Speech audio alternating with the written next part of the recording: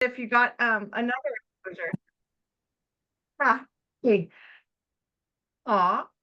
You guys didn't have to come for me though. I love that though. That really speaks volumes to that, I invited them to come so that they could get another taste of somebody else. But you guys, my heart goes out to you. Thank you. That's super cool. So Due diligence is something everybody needs to keep up on. yeah, it is. It is. It is. It is. So, okay. So, I'm assuming Kimberly, I can take it away. Okay. And then Yes, I know you love time, so you want to give me the clock before we begin. We've got about 30 minutes, and then we switch over to questions. Yep, Q&A. Okay. Yeah. So thank you again for coming. So yeah, this is set up. We close out about 11. So I might even close it out at 10:59 just because it counts down that last 60 seconds. So that's how I usually do it. Yeah. Okay, awesome. Awesome. So we have such a tiny little room. Would you guys mind just kind of giving me your 30-second hello, I'm so and so from wherever, and some fun fact? Do you guys mind? Because then it lets me know a little bit about you, and I might be able to give more information that's best suited for you. Do you mind, Tiffany, kicking us off, and I'll just walk us through and just give me a little 30-second spiel, and that way we all know each other, right? It'll just be like you showed up at the party. Well, my name's Tiffany. I am just starting out with my husband, Tunoa, and I'm from Colorado Springs, Colorado. I'm a native here. I've always lived here, and my husband is from American Samoa. So if you've ever heard of that or know where that's at. And I'm feeding my 2 boys right now. My daughter's not here, but my 2 boys are here, and it's breakfast time. So we are eating breakfast right now. And it's good to meet everybody. Awesome. Thank you, Tiffany. Gary, do you mind just giving us a shout out here? Sure. Good morning, everybody. Gary Rice, I'm from Chicago. I am married with 3 kids. Own and operate a family business here, newspaper printing in Chicago. Real estate wise, started single family back in 2010 and built a little portfolio, and then transitioned to multifamily a couple years ago. Currently LPing and a couple of JVs. Man, that's about it. Just looking to continue to build relationships and do more JVs. Beautiful. Yep. Beautiful. Thanks, Gary. David. Good morning, David Buer, Portland, Oregon. I'm a shed builder and a video recorder and many a husband and many other things. Tiffany, I'm so glad you're feeding your kids so they don't go hungry. My wife and I have been learning all about multifamily real estate for the last year or so, which is where I met Kim, and I'm excited to learn about what you have to share today. All right, awesome. Okay, I'm going to give this a wild swag, so I apologize in advance. Zahara? Was I close? Zaira. Say that one more time. Zaira. Zaya? Yeah. Many people call me Sahiri, so that's okay too. So I'm in Florida, in Central Florida. I am married with 3 kids, and I am a brand new real estate agent. I came across the program. It's been always an interest of me, investing, but I haven't done anything, not even residential. So I'm super brand new in the program and trying to get all of it. Well, welcome aboard. Welcome aboard. Thank you. Gina. Morning. I'm in North Central California, near Modesto. I got into the syndication program in November, so it's been about 10 months almost. I'm a school teacher. I teach math, so I love the underwriting and the research and all that. I've been teaching this is going to be my 24th year, and we started 2 weeks ago, Kim. 2 weeks ago, we've already been in school, and I'm exhausted. And it's 7 o'clock in the morning here, but I love you and I'm on here today. And I want to learn. And I want to learn. I'm with you, Gina. I'm in California too, so I know how early it is, and I had to be on 15 minutes before you. All right, Joe, take it away. Ferguson, that's my Diane, my cousin, and my nephew are named Fergusons, and I just got a message that she got her little garden stuff I just gave her. She's like, I'm like, every woman needs their own personal garden stuff with little cute gloves and a little bib. So I saw your last name and it caught my interest there, Joe. Yeah, I have an interesting last name for what I am, but father of 3 kids, married. We own 2 residential homes. We're looking to acquire RV park or smaller multifamily, non-syndication. Big fan of Kim McCall. That's why I'm here today, and yeah, looking forward to the content. Awesome. Deepak. Hey, Beth, yeah. So I'm also in Southern California. I'm in Irvine, 30 minutes from Disney. Just waking up like everybody else on the West Coast. I'm currently an LP in 2 deals. Currently looking at a property in Tyler, Texas. Just starting to do the underwriting on that one just to see how it works out. And yeah, it's in a nutshell. Awesome. Thanks, Deepak. And Deepak and I began in the business a similar time. So we were actually in the underwriting immersion class together. And I actually took my 18-year-old son, fun fact. You know, the first person who finished the underwriting? My son. Second person, his mom. So really, really fun. Obviously, clearly a love for numbers. It was very intriguing. I fell in love the moment I understood a cap rate. I was sold from that moment forward. So if you can get that income and divide it by a cap rate and create this NOI that just bounces out of the world and gives your investors a return. Ooh, I got very excited very fast. Like that's just weird, but it's true. So all right, Pamela. Pamela is actually literally, we probably throw a stone at each other's house, sorta. I'm just getting up because it's also East Coast or West Coast, and I am 10 minutes drive from Beth, and I couldn't miss an opportunity. Fun fact, I'm just getting over my 3rd bout of COVID, and so getting up in the morning is never fun for me. But I also have to take out my my dog, and get my daughter up because she's got to go to work today. And I'm the mom of 2 kids, 2 daughters, one's 30 and one's 17. And I look awful right now because I haven't even brushed my teeth. I'm just like getting up. But I have been in this business started off with a bunch of single family homes that I owned, and then I got transferred, kept them, rented them, moved to California, sold them all. And I've always wanted to get into multifamily. So I am currently in the process of finding that first property that's going to be a gem for me, and looking forward to it, and love working with Beth and all these other great people that I've met in the last 1.5 years through RE Mentor. Happy to be here. Right? You're in search of it. Yeah. The elusive albino cow. I know that good multifamilies out there. Thank you so much, Pamela. Thank all of you guys for being here this morning. It's a shout out to each one of you that you're dedicated to yourselves, right? You've made choices to put aside time, get up early. You know, you're feeding kids, you're doing what you have to do. And honestly, I believe what business in general comes down to.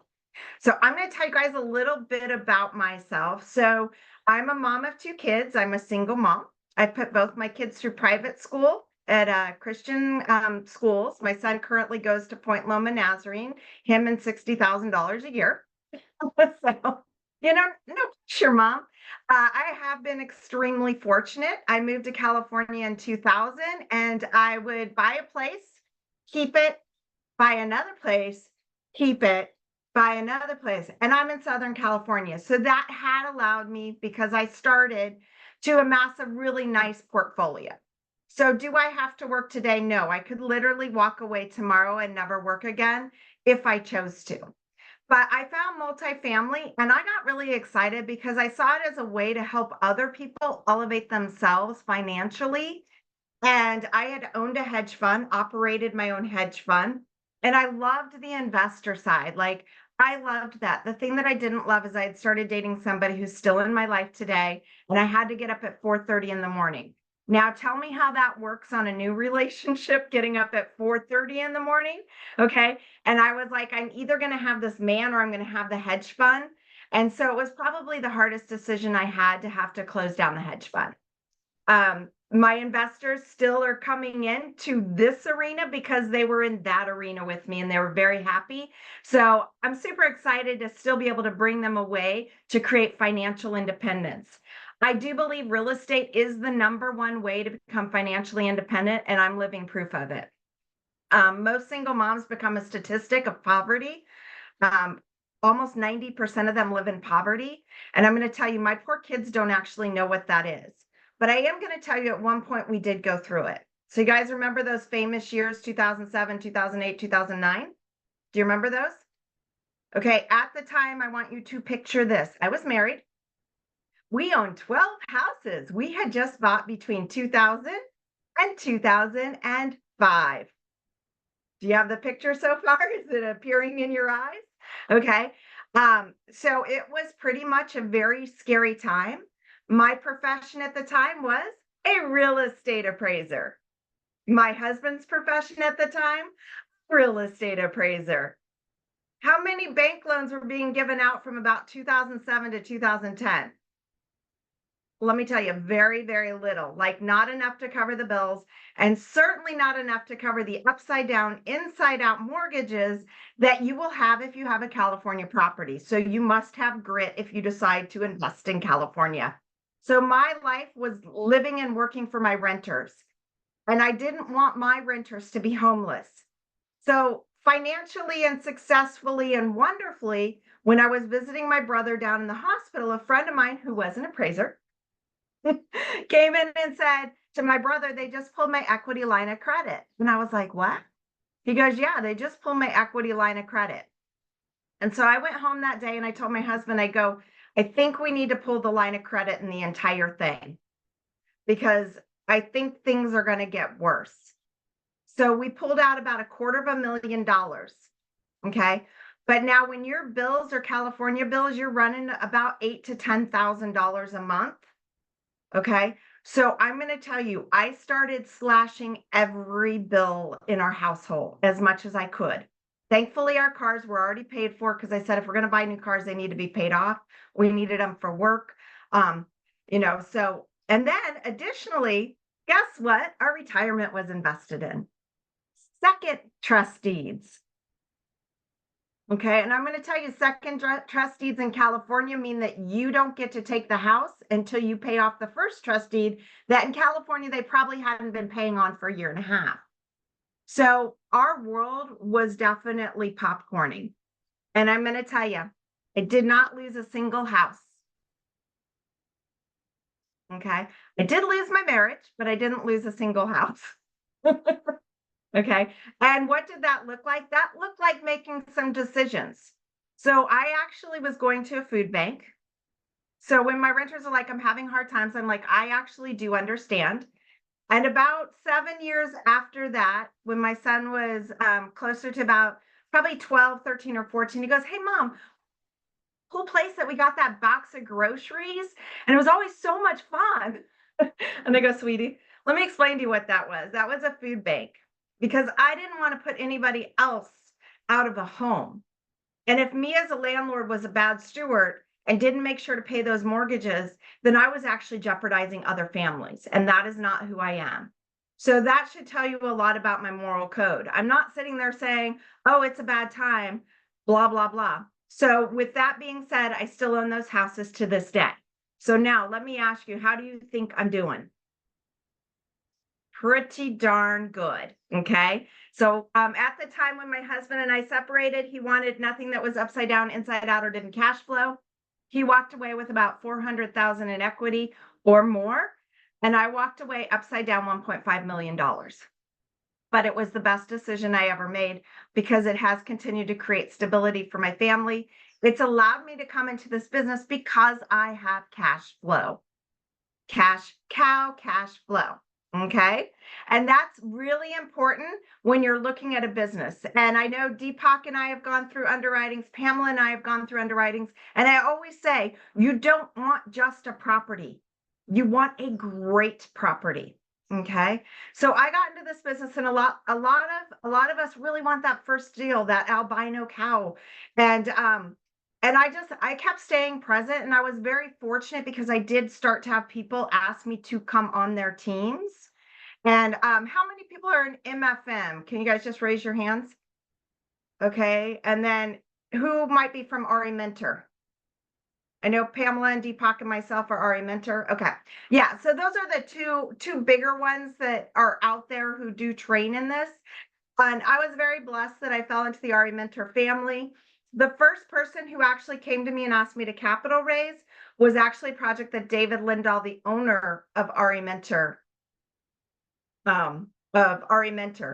his team actually came to me and asked me to capital raise, but it was for an RV park. And I was like, I've been telling my investors I'm doing multifamily. And again, it comes down to integrity, right?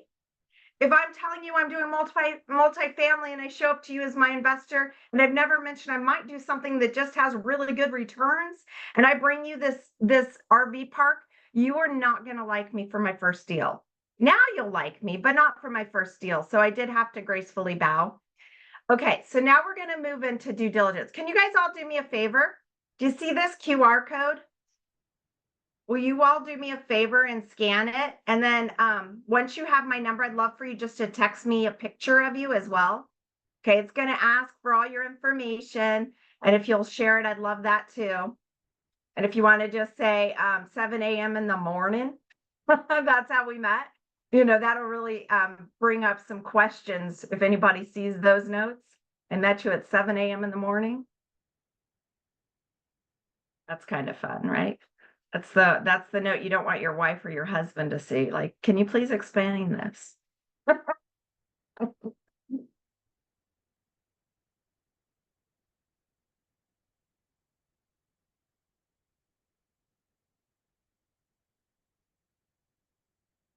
This is where we need music, Kimberly. Da, da. Oh, while you guys are doing that, I'll tell you guys my tagline. I'm your concierge in real estate, turning your money into moolah. I know it's cheesy, right? But I bet you haven't heard of it before. Okay, so since you're on a 20-second pause, does anybody know how you have a chat that's only for this room instead of all rooms? That would be definitely a Kimberly McCall question. I know. A chat for our private room. That's just this for the chat. breakout room. Yeah, this chat is the private. Really? It's got everything in it from the whole group. Maybe it's just my chat. Maybe that's the issue. I see, hey. I see next month. Well, that's you. I thought this went out to everyone in the, oh no, the attendees are only this room. Okay, I'm sorry, I'm asking a stupid question, but you've all saved my life, so thank you. Okay, good. Is Sydney in our room? Sydney Haywood? I think we get to see everything that we was in before, but when we reply now, it's only to the people in this room. Okay, awesome. And if you guys want to share your information also in the chat, like I'm here to guide, but I'm also here for us all to get to know each other. So I do get that, you know, I'm a guide. I'm not your end all. So please don't be bashful. Put your information in there too, especially I was born in New York, raised in Colorado. I went to school in University of Florida. So got some Florida people there.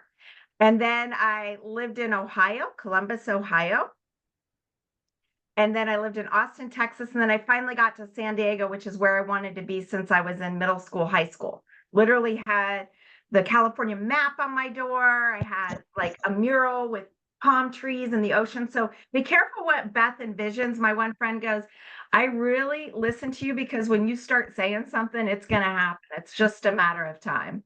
So when I decided to actually get to work in this business, which was about 3 months after I'd started, because I had to deal with a roof that was leaking on a $1.6 million property. After I got that all buttoned down and I could move forward, I really dug in, and that's, just staying present is part of half the game, right? You got to show up to go up. And so I've been very, very fortunate. I'm able to sponsor within our community. So I do have a lot of people bring me underwriting. Deepak's brought me a project. I've looked at projects with Pamela, and that is part of due diligence, right? So let's dive into that a little bit. And I'm going to share kind of my screen. You know what? It's probably, so this is a much longer presentation than would probably fit into this time, but I'm going to just pop through some of these if it's okay with you guys and highlight a couple things. Would that be okay with you guys? Would that be good for you? Okay. And I know all of you are at different stages. So people, your first 2 weeks, like you probably don't even know what a writing template looks like, right? And for some of you who've been around for a year and you've owned your own real estate, like you've probably walked a few properties. For myself, I've probably done over 25,000 walks of properties because I'm a real estate appraiser. And I'm going to tell you, I'm one of the highest earning real estate appraisers when I ran my business full time, because I would literally do, and I've not met an appraiser yet, I could literally do 13 inspections in one day. That includes driving. So please don't be on the roads when I am. But okay, so we're going to just, I'm going to share screen here. Give me one moment. And we are going to dive in a little bit. So I'm going to probably pop through some screens faster than others. That way we all get to see a little bit. Can you guys see my screen? Is that a go? Okay, so we're going to talk a little bit about due diligence. But, this was in Boston. I actually was asked to present at one of the highest levels within RE Mentor. And it's a workshop that lasts for 3 days. They literally have probably 60 to 75 people there. And about only 9 people were asked to speak. And so far this year, they've asked me to speak at every single workshop. And so that's truly a compliment because, as they say, cream rises to the top. It has been noted in the industry how quickly I'm rising up, contributing. And that's the thing, you guys, is even if you don't want to invest in one of my projects, I want to meet with you. Let's hop on a Zoom. Let's get to know each other, because there might be somewhere that I can assist you at some point in your business. So my Zoom link is attached to my emails. It's attached everywhere. So just reach out. It's on my website, et cetera, et cetera. So I've had just a blast in this business. This is the gentleman who owns RE Mentor. As you can see, walking down the hallway, he's like, see ya. Okay. So just a lot of fun. This was what's called Ultimate Partnering, which is going to be in Nashville, Tennessee. So this last year it was in San Diego. So okay, you've walked an apartment building. What are we doing? We're going to have usually a team. So my first project, this was what my team looked like. Some of us were just capital raisers. And on this team, like I did not get paid to do the due diligence, but I wanted to come on a team that I thought had good clout. And Michelle Jean, some of you may know her, I think is an amazing freaking operator. And I knew I could learn so much from her. So her and I were both sponsors in the sponsorship event that RE Mentor puts on. And so I texted her, and because obviously if we're sponsors, we were never going to be in each other's room. But I was like, hey, Michelle, I'd still love to team up with you on a project. And she goes, no. She goes, actually, I'd love to team up with you. I have one. So now by this point, I have turned down a project in Tennessee, a project up in St. Louis, and the RV park, because one of them didn't pass my test when I went to site because it had mold, and they were on their 3rd extension. And I was like, no, oh, not joining that. No way. Parking lot wasn't underwritten into the due diligence. I'm like, nope, not going to happen. Another one was Arizona. When I looked at the returns, there was a compression of the cap rate. Well, if you compress a cap rate, you're going to create false returns for your investor. And again, no offense, I am not going to do a project that I do not believe will not perform to or ended up being below what we're presenting to an investor. So if I'm on a project, I don't need the money. I need ones that are great for the people I'm introducing this to. And that is my moral code. I have a very memorable brand. You guys will remember Cash Cow probably a year from now. And if I do bad projects, guess what? And I'm on the next project with you, nobody will want to invest. But if I only do good projects that I personally have vetted, and I've looked at that underwriting, and remember, I operated and owned my own hedge fund. How good do you think I am at numbers? Okay. So I'm 49-51 right brain, left brain. That's why I can have some freaking crazy logo that's artistic, but I can dive into the underwriting and I understand those numbers and what pushes here, pushes there. So and create, you know, if you're starting out on underwriting and you get your first one done, hey Beth, will you look at this? I will show you some quick little techniques that might also help speed up your life. Okay. Because you have to do the diligence. Okay. But so this team, when Michelle said, hey, I've got a project where we're locked down, we're moving through the contract, love to have you on it. So her and I hopped on and they said, okay, I've got a couple requirements. Number one, I need to be on the loan. Why do I want to be on the loan? Because ultimately that is a seal of approval that I also believe in the project. Okay. So anytime I come into a project, I would like to be on the loan. Did I get paid for that? No. But does that mean that I have a financial due diligence to make sure that I'm going to our asset meetings, that I'm making sure we're staying on budget, that we're following our business plan 100%. So when I can be on the loan, I do like to be on the loan. I was not the sponsor on this one. Michelle was in terms of on the loan, but I am on the loan. Okay. And then secondly, she's like, well, we're doing due diligence. I'm like, I'm all in. Again, I took $0 for that. And I spent 5 days with the team actually teaching them how to do the due diligence. So you may recognize Skylar. Okay. Skylar and Brian of our Arias Capital. So they actually came out for 1 day of the 5 days and they're like, oh my goodness, we've never seen due diligence to this level. Because literally I had us create a spreadsheet. So we knew the year on every HVAC, we knew the year on every hot water heater. We knew coming in what we were going to need to do for every single unit. So why? So we could properly plan the dollars that are required for that. Okay. I don't want to get in there and exceed a checkbook. Okay. We need to know. It was also a distressed asset. So it was really important because we knew the operator wasn't great. So your team is vitally important. So an amazing team. So on-site due diligence, one of the best things you're going to do, even if you hire that outside inspector, which if you're new, I highly recommend hiring a third-party inspector. But if you've got some grit, some, tango, David's built a roof. He probably understands a little bit about houses. I know that we have another business owner, Gary. You've probably had some experience, Joe. So for all of you guys who've had that home experience and more than a couple, how did we do this? So this unit had 92 units. It took 5 days. And when we start, we take a picture of the door. And then when we were inside, we took pictures of that was wrong. So instead of taking 10 pictures of the thing, all we wanted to do was take pictures of that which was wrong. Why? Because then that becomes a cross-reference when you're back in your office, just in case it didn't make it to the spreadsheet. You get to the photos of that unit and you're like, oh, okay, we said the flooring was bad, but why was it bad? If we didn't make those extra notes. So this is a great way. Photograph the issues. Oh, and by the way, when you're there, don't forget to take a picture of the pretty one. Why? Because you're going to need a picture of the pretty one for your deck. Because we love our investors, but part of our job is to make investing easy for them, right? And I like to make it fun too. So they don't want to see that the roof is caving in and you realize that you're going to need to do some plumbing there. They want to know that you know what you're doing. So it's our job to be ready for the ugly stuff, but it's our job to share with them the good stuff, but to properly have the funds set aside for repairs. And on this one, we have almost $1.1 million on a 5.21 to do the CapEx. Yes, David.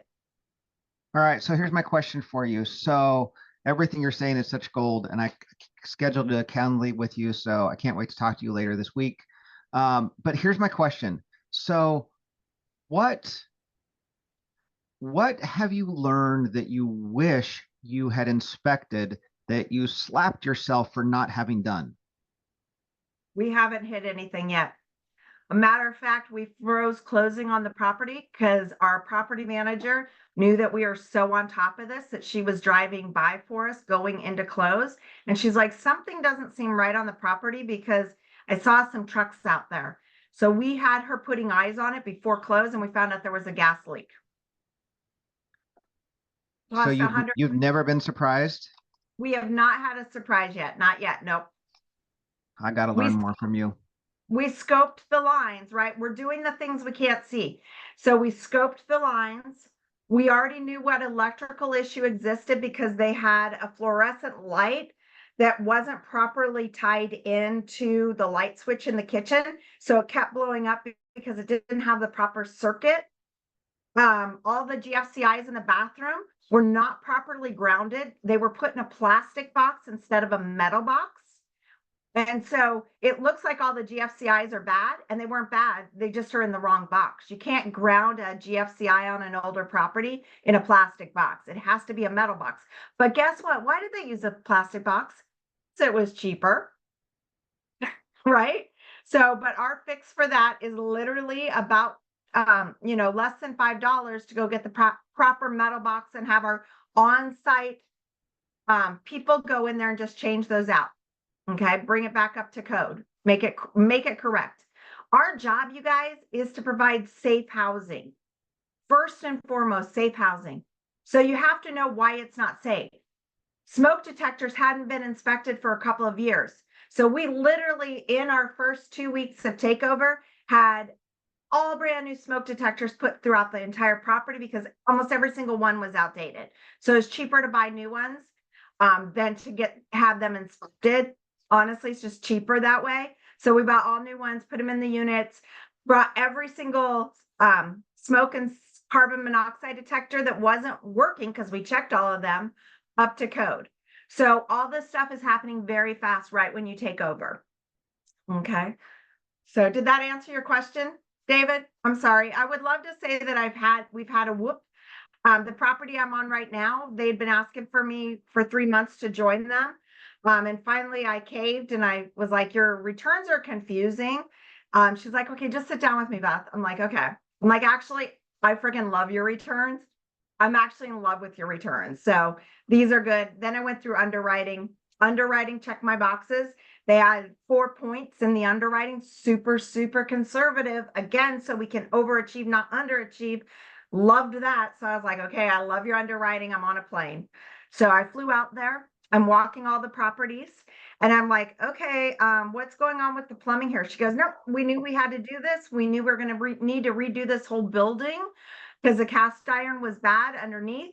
And she's like, I'm like, what was your underwriting per unit? She said, per unit, we've about a $12,000 CapEx budget. They do not need a $12,000 CapEx budget.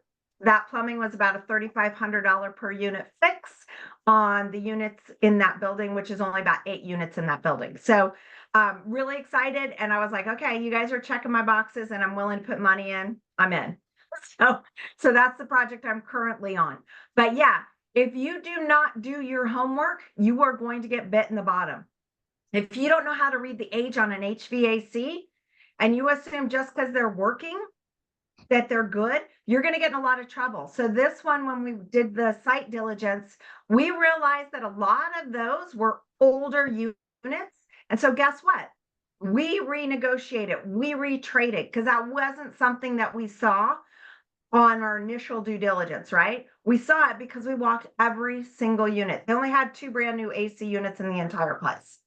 So that got us basically a retrade between that and the fact that $6,000 worth of income never made it to the bank.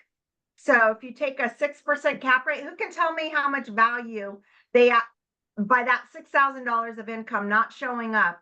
If it's just let's just do the 6,000 at a 6% cap rate. Who can tell me how much value that is?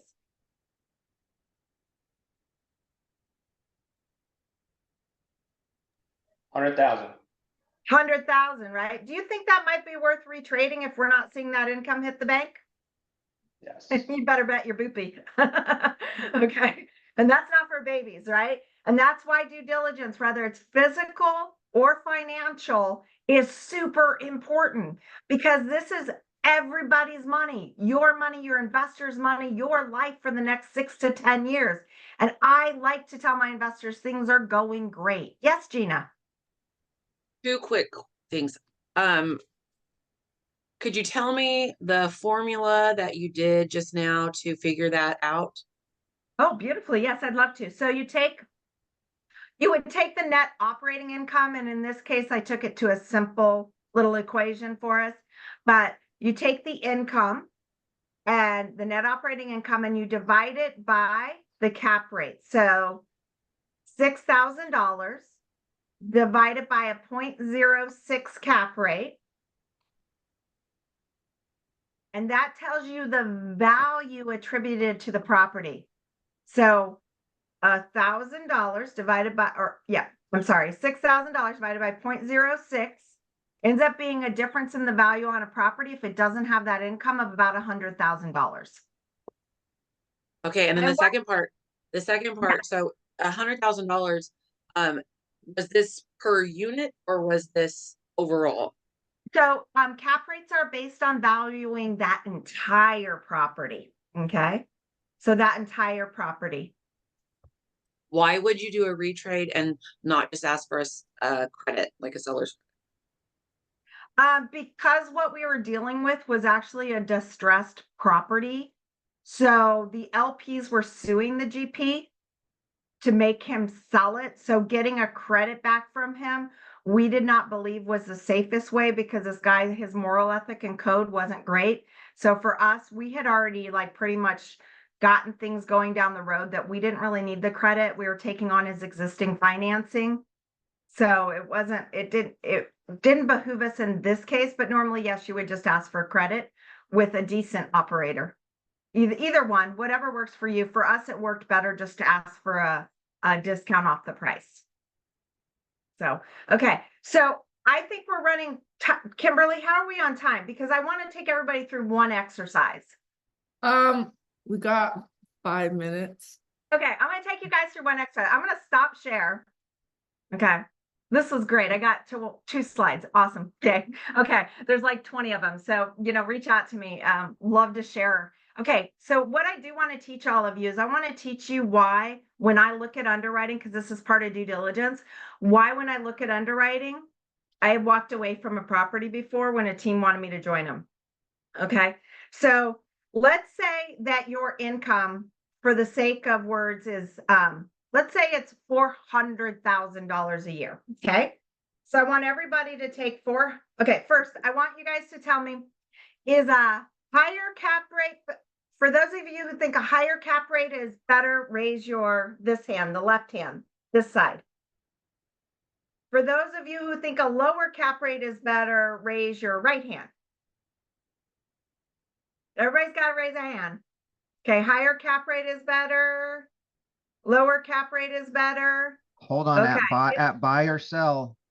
Oh, You weren't very clear. good question, David. Okay. It depends. I was assuming at buy. It Is it depends. better to have a higher cap rate or a lower cap rate? At At buy? selling, higher cap rate is better or lower cap rate is better?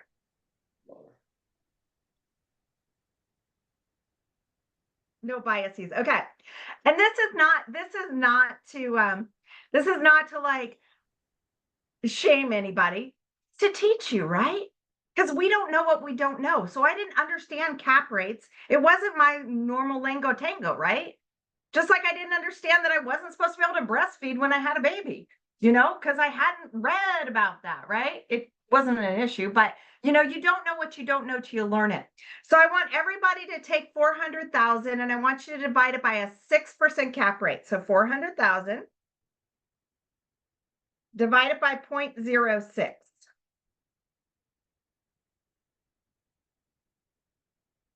Oh, that's a really, and round up or something, because it's a simple number. Okay, don't do this example again. We're gonna round up to, we're gonna throw in a 7 at the end, just, because that could not be good juju there. Sorry, that was horrible. Remind me never to do it at 400,000. Holy Batman. Okay, so that's at 6%, right? So now I want you to do that same property, and I want you to say let's do 5.5%. Okay, so $400,000 net operating income. And our cap rate is 0.055.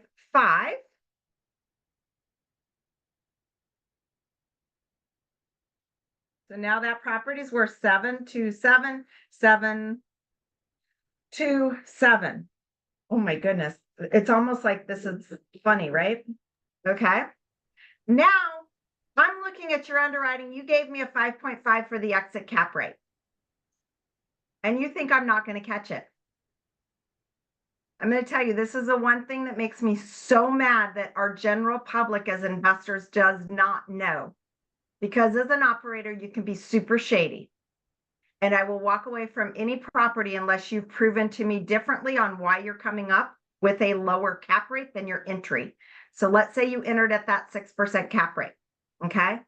I want to see in your underwriting an exit cap rate of 6.25, 6.5. Okay. So I want you guys now to do the math with 6.5. $400,000 in income.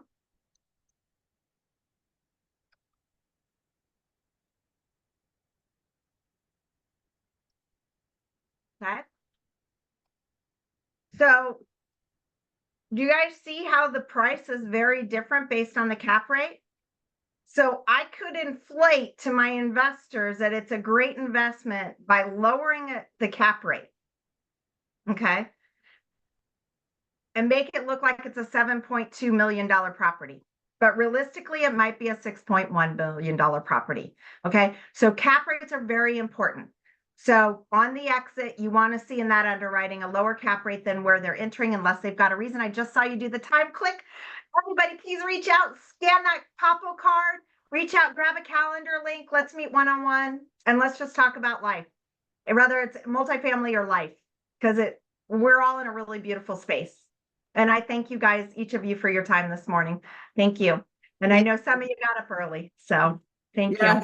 Yes. Thank you so much. It really is wonderfully. Beth, I promise every time you talk to me, you make me a better person.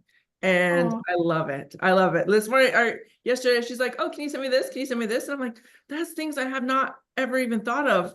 Yes, I will. And so my husband called and I'm like, oh, I'm just working on something. And he was like, oh yeah. I was like, yeah, Beth asked about this. And now that's going to make me better even for the future. So seriously, thank you so much for your time. I will close this out so I can make sure I'm there when everyone gets there. Thank you, guys. Thank you, Beth. Thank you, guys. Thank you. Thanks, Beth. Yep. Okay.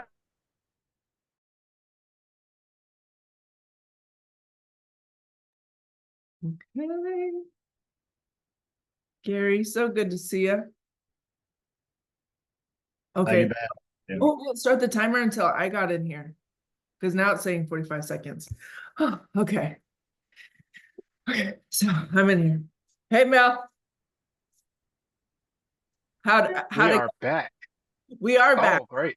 Now I feel like Yeah. what you feel like every session, because I was like, do I want to press close yet? Because still going. Usually I just cut you off. This time I did not want to stop. So And that's what I figured. So I told everybody in the room, Kim's probably going to pull us back any second now. I could tell that you were like just trying to hang out and not click the button just yet. So thank you for not cutting us off abruptly.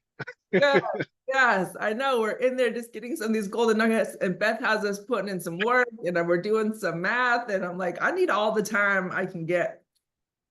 So I love the practical application. We I'll brag a little bit. In our room, we all made social media reels, so I'll brag on that. Awesome. Wow. Oh, missed it. And Michelle auctioned off the camera too, so it was great. What? We were just doing cap rates. I don't want anybody to get hurt in life. We're just doing math. Everyone's tired and just doing math on a Saturday morning. Tim, what do you want to do? Some numbers, snap. We had a party. Not valuable. Raise your hand if that was valuable. The people in my room, was it valuable to learn about the cap Social rate? media Yeah. reels don't matter if your cap rate is bad. That's hilarious. Yeah, no, I mean, I'm social media just is saying. just supplementary, right? Now, social Can we media is try just to do a shout out? supplementary. Don't, yeah, you still have to learn your craft. You really have to be a good, real estate investor, because this is Yes. social media is just marketing. Yes. At the end, you have to be really good at what you're doing to make your investors and business partners happy. 100%. There's so much synergy between what Tim was talking about and what you're saying, Michelle, because one of the pillars that Tim talked about was putting yourself out there as an authority and using social media for that and Facebook groups and such. So yeah, you gotta kind of know what you're talking about, and when you're pitching things, and then have a platform to actually talk about it on. So man, I can't wait to go back and watch the other videos because I'm already seeing the parallels there. What a wonderful call. Go ahead, Beth. Request. So if you weren't in my room and you want me to walk you through the cap rate example that I did in our room, whether you're an investor or an operator, scan my QR code, please. And I'd love it if you text me a picture of you. I was really bad. I should have been taking pictures, but scan my QR code, reach out to me, grab a calendar link, like a 20-minute Zoom, and I'll walk you through that. So I honestly believe in this industry, good operators create a good industry. So whether I'm making it or not, I want everybody to either know how to buy right, invest right, or do a property correctly. And that's really important to me because we took over a distressed asset from a really terrible operator.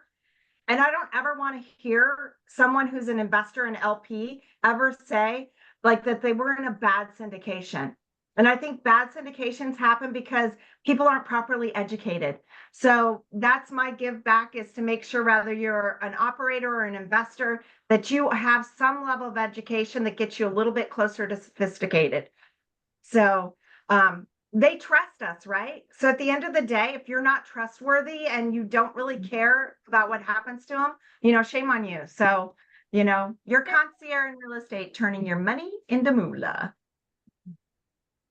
I love that. See, great marketing, great marketing. I also put the link in there for Tim's event next month as well. So if you guys did, Awesome. Is this a monthly thing, you guys?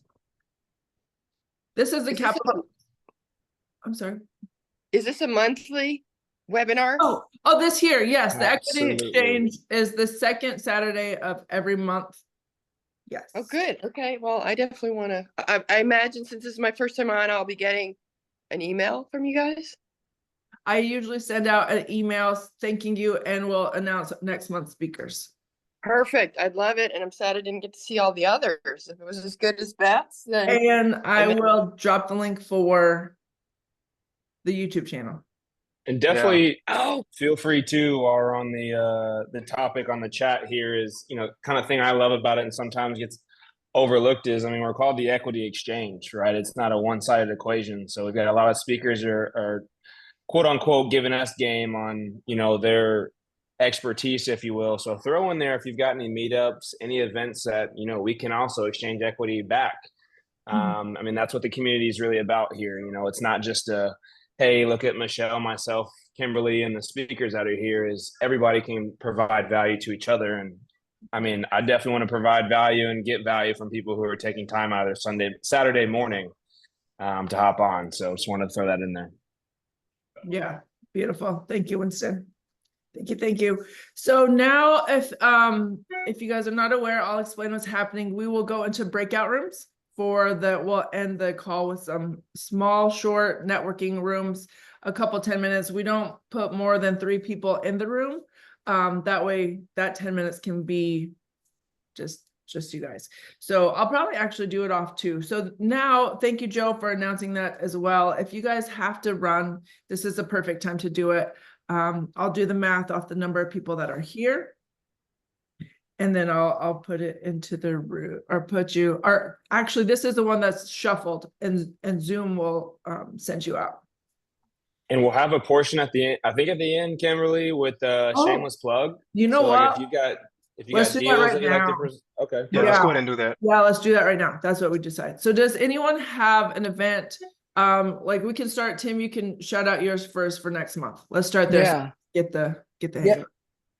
Yeah, definitely. Thank you so much. Yeah, so I am hosting my now third capital raising summit. We have speakers from all over the country flying in. One of our keynote speaker is Paul Hutchison. His fund is now a $50 billion fund with a B. Huge, yes. And Pace Morby is our other keynote speaker that's coming. A lot of you guys might have heard his name. He's a huge social media influencer.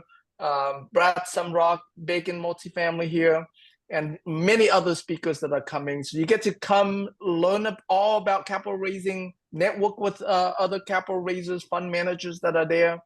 And so, yeah, it's coming up on September 19th to 21st here in Houston, Texas. The link is in the chat here for you guys. Thank you. Yeah, and we have a 40% off right now, so go check it out. Awesome. In Houston, I love it. Texas always has something going on. All right, anyone else have a meetup that they would like to share? Michelle, I know you guys host one in California, right? Yes, actually, we have the Napa Valley Investors Connection happening on Monday, August 19, from 6 o'clock to 8 p.m. So it's going to be in Forge Pizza Napa. So any Bay Area peeps out there, come and join us for some fun networking and pizza. Perfect. Okay. Okay, I'll do a shameless plug. Yeah. Do your thing. So I'm actually on an amazing project, 233 units out of Vegas. If you want to register, we'd love to have you join us for a live Zoom on Wednesday at 5. Even if you're not looking at investing, I would highly recommend you come to learn. I always say that if you are in this industry, just come to learn. Pamela, was I pressure? You came, she comes, she looks. I'm not about pressure. If you want to invest, obviously I'm not going to tell you can't invest, but I also think if you're in this industry, come, see what the presentations look like. And ours is a really exciting one because it actually has a twist of philanthropy, and I'll leave it at that. So I love this project. This project actually resonates with my heart because, like my dad said, are you making money off your renters when I got into the industry? And I was like, well, usually, Dad, that's sort of how it works. And if y'all know me, the reason I am doing this is for my dad, for taking care of him into his future. And so when I got on this project, he's like, oh, that is really cool. I'm like, you can be proud of me now, huh, Dad? He's like, yeah, that's really cool. So come check it out. Come join us. No pressure. You can register through that link and I'll make sure to forward you the Zoom access. So Perfect. it's a beautiful thing. Okay. Well, so we have 22. If anyone would like to jump off, we get it life. It's Saturday. That's one of the reasons why we have it so early, so you can continue on with life and have the rest of the day to do it. But I have set the rooms and I will open them up. So I am going to do that now.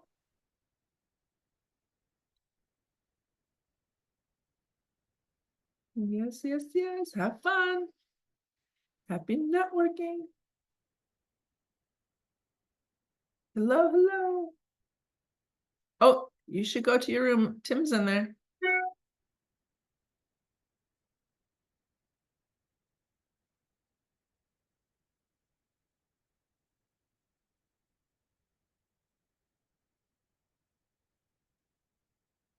I think she froze. Are you there?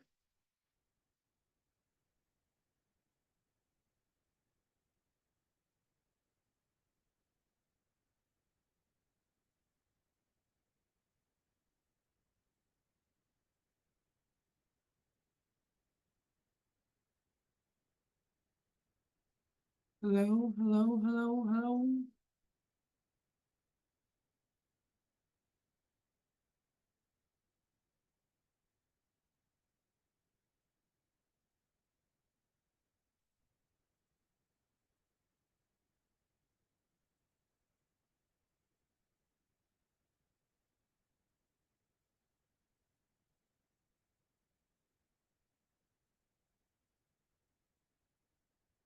I think that lady, Okay. I think that lady froze. I sat here with her and I was like, hello, hello, hello. She couldn't respond. Oh, here we go. Oh, I have some people. Move to room 7. This is the trickiest part because people jump off. And Yep.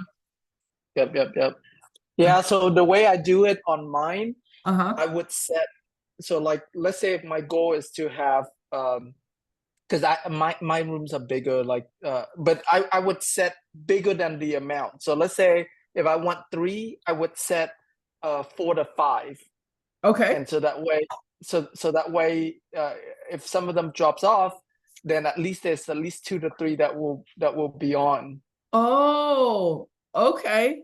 That's a great bigger amount because I usually try to, I thought if I did it smaller, but yeah, now I have people in room with and there's nobody there. So Yeah. So yeah, always do it much, especially the first breakout session, because a lot of people don't come on. So yeah, make it a lot bigger. Okay.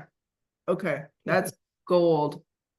Yeah. And then you can always move. Yeah, you can always move people once they settle in. Like once there's enough people, you can move them around. Yeah. I like it. Yeah, I did. I was able to move a couple around. Okay. So should I stay out here or yeah, I can put you anywhere. Let me look. I got a room for you. Where are we? I don't even see the main room. We're in the main room right now, yeah. Move to right. Okay. Right, there you go. Anthony. I had to work today. That's why I got the video off. Crap, no problem. I just have to make sure that I stop this at when is the next, when do I stop? Well, I'm supposed to stop now, but I'll let them go for 5 more minutes. Yeah, because you got 30 minutes left on your time. I know. I didn't change the time. Yeah, it's counting down and it says that was for the first breakout room, so I didn't change the breakout room time. So I'll just do a broadcast. I'll give you a quick wave. Let's see.